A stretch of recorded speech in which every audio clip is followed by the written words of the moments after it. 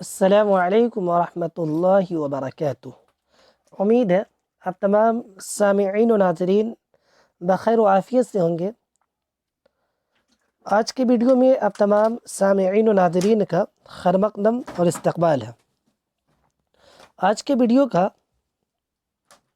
جو موضوع ہے، جو ٹاپک ہے، وہ ہے مثنوی کا فن اور ان کی خصوصیات۔ کل کے ویڈیو کا جو موضوع تھا وہ تھا قصیدے کا فن اور ان کی خصوصیات۔ آئیے بلا وقت ضائع کیے ہم ویڈیو کو شروع کرتے ہیں۔ سب سے پہلے ہم یہ جان لیتے ہیں کہ مثنوی کے لغوی معنی کیا ہیں۔ تو مثنوی کے جو لغوی معنی ہیں وہ ہیں دو کے۔ کیا ہے؟ مثنوی کے جو لغوی معنی ہیں وہ ہیں دو کے۔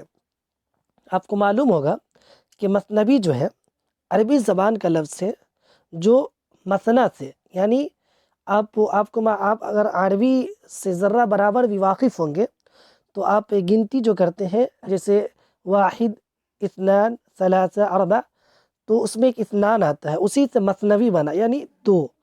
اسی کے لغوی معنی کیا ہے؟ دو کے۔ آگے دیکھتے ہیں مثنوی کی تعریف۔ مثنوی اس طویل نظم کو کہتے ہیں۔ کس کو کہتے ہیں؟ اس طویل نظم کو کہتے ہیں جس میں کوئی قصہ، کوئی قصہ یا کوئی واقعہ تسلسل کے ساتھ، تسلسل یکے بعد دیگر، لگاتار تسلسل کے ساتھ بیان کیا گیا ہو، اس کو ہم کیا کہتے ہیں؟ مثنوی کہتے ہیں۔ یاد رکھیں، اس کو ہم کیا کہتے ہیں؟ مثنوی کہتے ہیں۔ مثنوی کہتے ہیں۔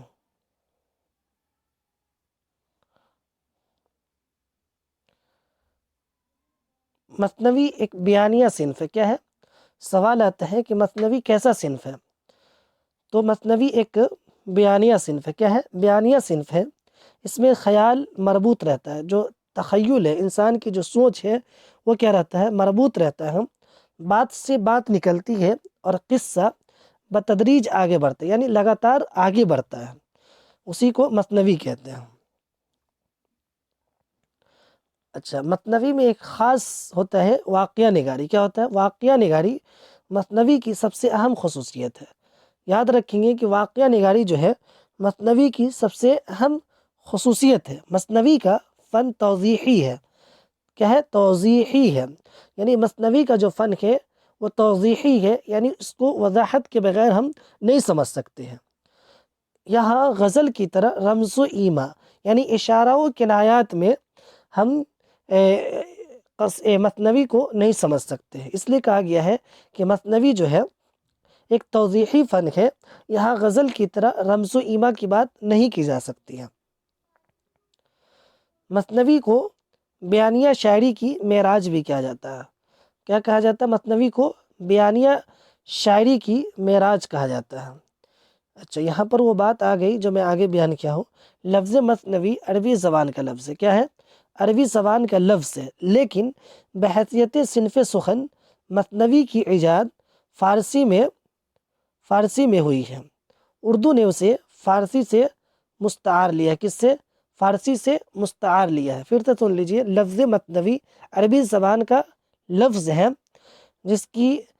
ہے، لیکن بحیثیت صنف سخن مثنوی کی ایجاد فارسی میں ہوئی ہے۔ اردو نے اسے فارسی ہی سے مستعار لیا ہے۔ مثنوی کے ایک سوال آتا ہے کہ مثنوی کے کتنے اوزان ہیں؟ تو آپ بتائیں گے کہ مثنوی کے جو اوزان ہے وہ ہے 7۔ کتنا ہے؟ 7۔ مثنوی کے کتنے اوزان ہیں؟ 7۔ آئیے دیکھتے ہیں کہ وہ کون کون ہیں۔ تو جو پہلا ہے وہ ہے بحر۔ کیا ہے؟ بحر۔ اس کے بعد ہے حجز، 3 نمبر پہ ہے رمل، اور 4 پہ جو ہے خفیف۔ یہ الف جو ہے نہیں ہے، خفیف۔ کیا ہے؟ خفیف۔ بحر، حجز، رمل، خفیف، اور اس کے بعد جو ہے متقارب۔ کیا ہے؟ خفیف کے بعد کیا ہے؟ متقارب۔ اس کے بعد ہے متدارک۔ تو کیا کیا ہوا؟ بحر، حجز، رمل، خفیف، متقارب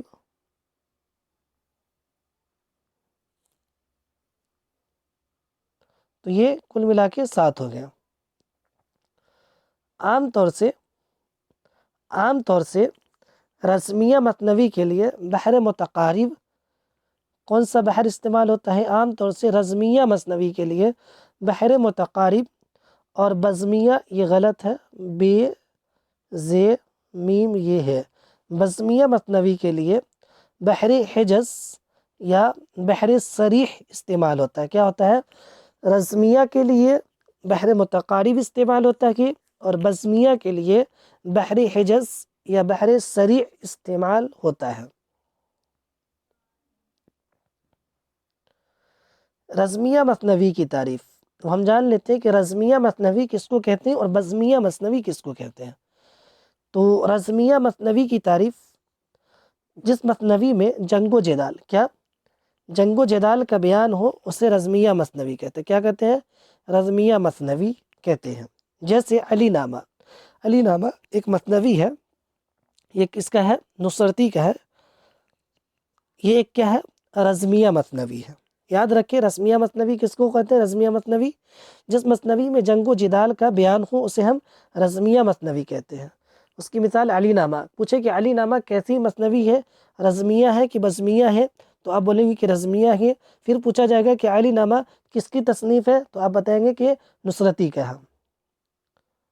اس کے بعد بزمیہ کی تعریف، بزمیہ مثنوی کی تعریف، جس مثنوی میں عشق و محبت، کیا عشق و محبت کی داستان بیان ہو اسے ہم بزمیہ مثنوی کہتے ہیں۔ کیا کہتے ہیں؟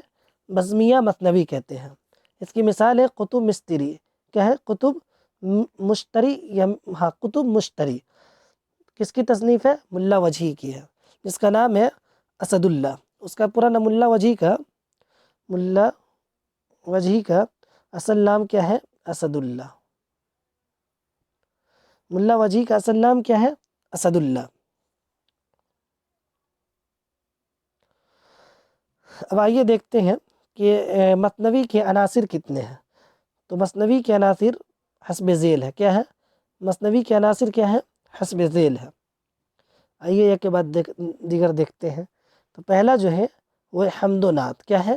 حمد و نعت۔ اس کے بعد ہے مدح فرما روائے وقت، یعنی جو وقت حاضر وقت کے جو بادشاہ ہوتے ہیں اس کی تعریف کرنا۔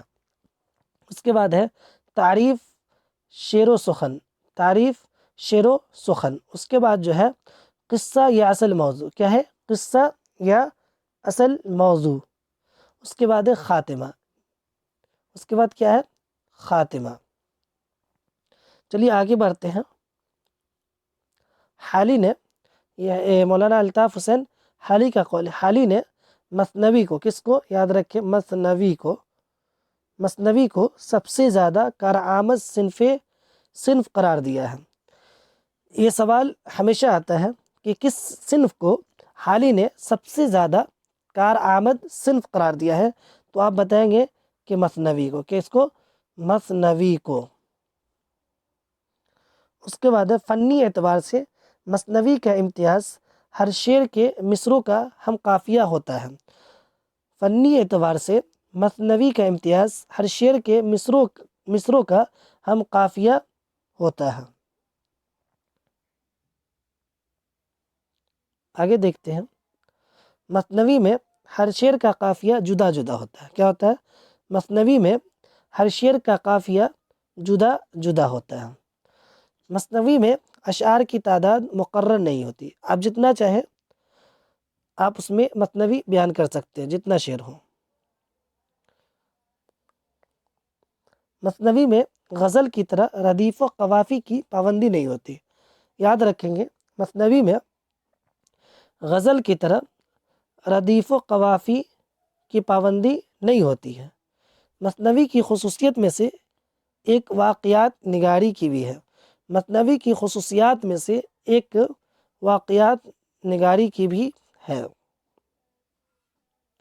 مثنوی کا آغاز و ارتقاء، کیا ہے؟ مثنوی کا آغاز و ارتقاء دیکھتے ہیں کیا ہے؟ آغاز و ارتقاء دیگر اصناف سخن کی طرح مثنوی کی ابتدا بھی دکن سے ہوئی ہے۔ دیگر اصناف سخن کی طرح مثنوی کی ابتدا بھی دکن سے ہوئی ہے. کہاں سے ہوئی ہے؟ دکن سے ہوئی ہے. محقق نے سب سے پہلا مثنوی نگار، محقق نے سب سے پہلا مثنوی نگار فخر الدین نظامی بیدری کو قرار دیا ہے، اور پہلی مثنوی اسی کی تصنیف پدم راؤ کو قرار دیا گیا. اب سوال آتا ہے کہ سب سے پہلا مثنوی نگار کون ہے؟ تو آپ بتائیں گے کہ سب سے پہلا مثنوی نگار فخر الدین نظامی بیدری ہے. کون ہے؟ فخر الدین نظامی بیدری ہے. اور سب سے پہلی مثنوی کون سی ہے؟ تو آپ بتائیں گے یہ پدم راؤ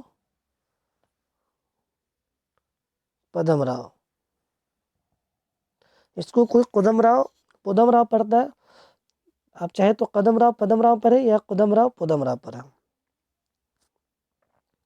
اچھا، یہ تو دکن کا تھا. یہ فخر الدین نظامی بیدری وہ کہاں کے تھے، کہاں کے رہنے والے ہیں؟ تو وہ دکن کے رہنے والے ہیں. اب دیکھتے ہیں شمالی ہند کا پہلا مثنوی نگار کون ہے؟ تو آپ بتائیں گے کہ محمد افضل جھنجھانوی ہے. کیا ہے؟ محمد افضل جھنجھانوی. کون ہے؟ محمد افضل جھنجھانوی. اور شمالی ہند کی پہلی مثنوی کا کیا نام ہے؟ تو اس کا نام ہے بیکوٹ کہانی. کیا ہے؟ بیکوٹ کہانی.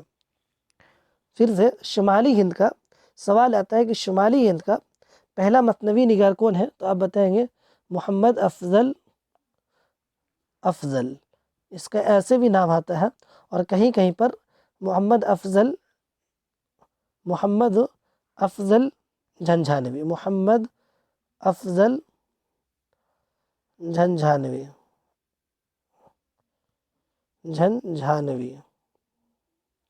ایسے بھی آتا ہے. تو آپ یہی بتائیں گے کہ محمد افضل جھنجھانوی ہے. پھر سوال یہ پیدا ہوگا کہ شمالی ہند کی پہلی مثنوی کون ہے؟ تو آپ بتائیں گے بیکوٹ کہانی. کیا ہے؟ بیکوٹ کہانی. کیا ہے؟ بیکوٹ کہانی.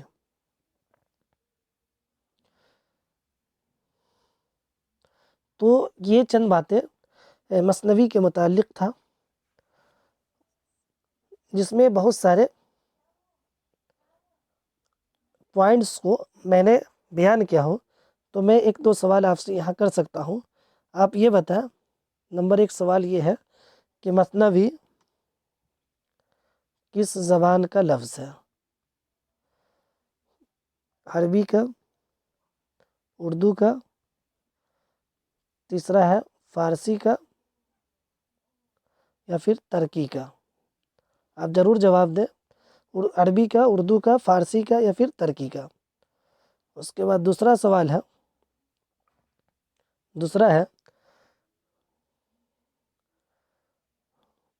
کس نے کہا، کس کے نزدیک مثنوی سب سے کارآمد صنف ہے؟ حالی، آزاد، غالب یا اقبال؟ حالی، اقبال، آزاد یا پھر غالب؟ ان تینوں میں سے آپ ضرور بتائیں گے. اس کے بعد آپ کامنٹس میں یہ بتائیے گا رزمیہ مثنوی کس کو کہتے ہیں، اور بزمیہ مثنوی کس کو کہتے ہیں؟